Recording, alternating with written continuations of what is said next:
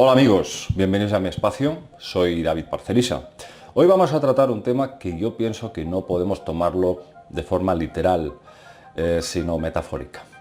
Muchos me preguntáis si yo creo o no creo en el diablo, si existe o no el demonio. Lógicamente, como os podéis esperar, de mí no puede surgir una respuesta desde una vertiente católica. Si entendemos al diablo como un ser que es, vamos a decir, la personificación del mal, que está ahí con un tridente en el infierno, pues la verdad es que no creo en ese tipo de ser. Creo que hay una confusión muy grande entre los dioses antiguos que se manifestaron en el pasado y que eran seres de carne y hueso como nosotros, y esa otra visión católica de ángeles y demonios alados. Esa visión, digamos, un poco más metafísica. Sí creo que existen demonios, pero no de la forma convencional. Lo he contado en otras ocasiones. La mente humana del hombre antiguo mitificaba todo aquello que veía que sobresalía de lo común.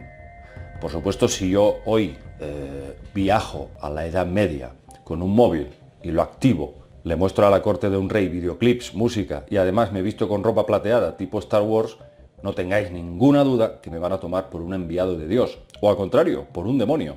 Así que o me van a glorificar o me van a echar directamente a la hoguera. Y eso mismo sucedía en la antigüedad, amigos. Cuando la especie humana veía en los cielos extraños artefactos voladores, que han sido descritos, por supuesto, en todas las culturas, y de estos objetos, además, descendían seres que eran tomados por dioses, pues simplemente porque podían hacer cosas que el común de los mortales no podían. Eso es jugar con los dados trucados. Con tecnología se puede hacer de todo. Puedes hacer creer cualquier cosa en relación con una cultura inferior a nivel técnico. Y eso es lo que yo creo que sucedió con la Biblia y la fundación de religiones en el mundo.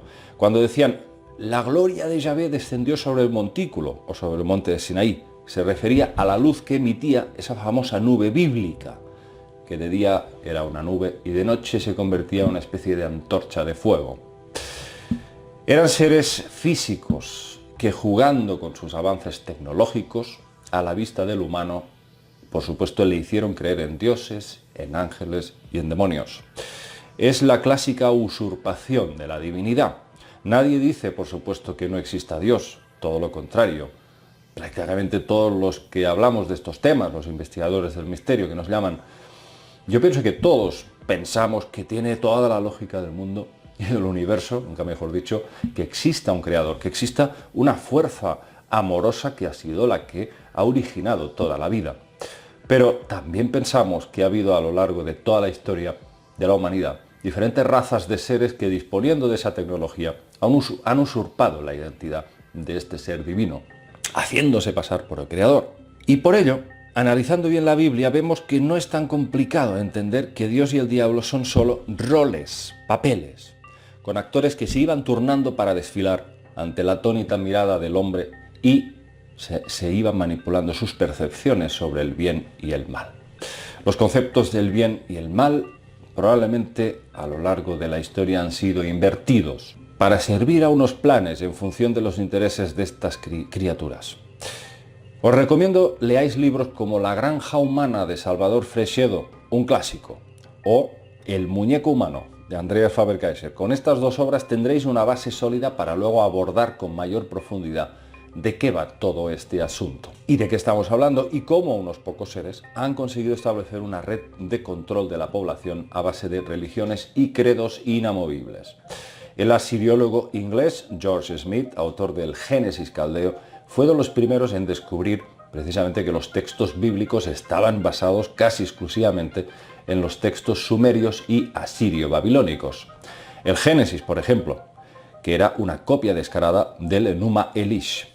Y todas las concepciones católicas sobre el infierno proceden ya de los textos sumerios, como por ejemplo el descenso de Inanna a los infiernos, Nergal y Ereshkigal, que describen un mundo inferior que es como una especie de inframundo, donde se hace comercio de almas.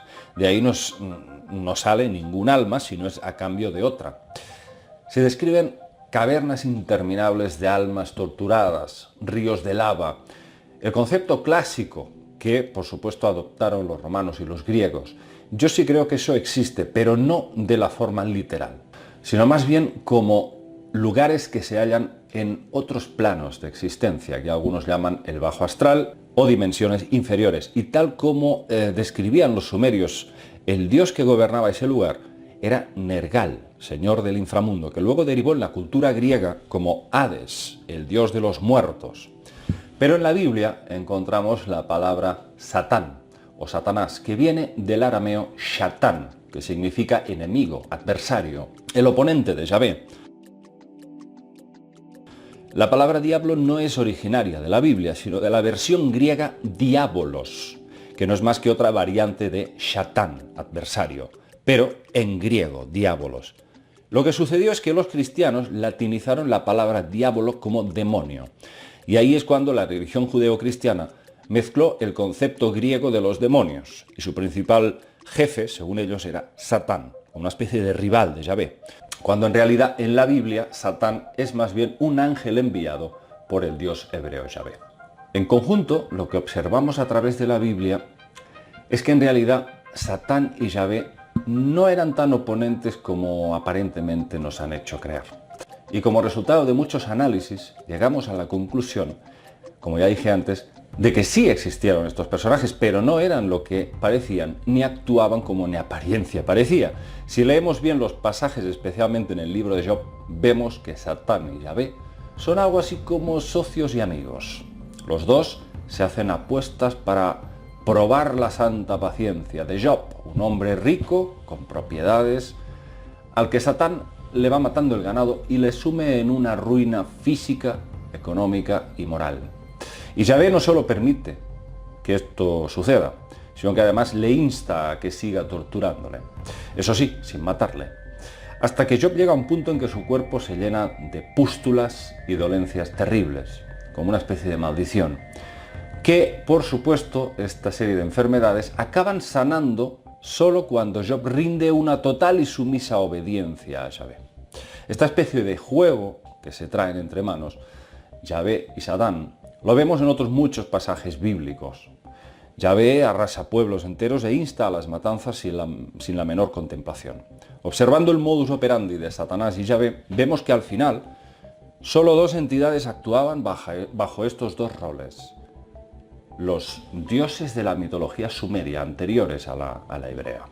Y eran los dioses An y Enlil, ambos interpretando estos papeles, el papel de Yahvé y de Satanás, e incluso intercambiándose estos papeles en función de los objetivos que querían conseguir para someter a los pueblos, especialmente Israel.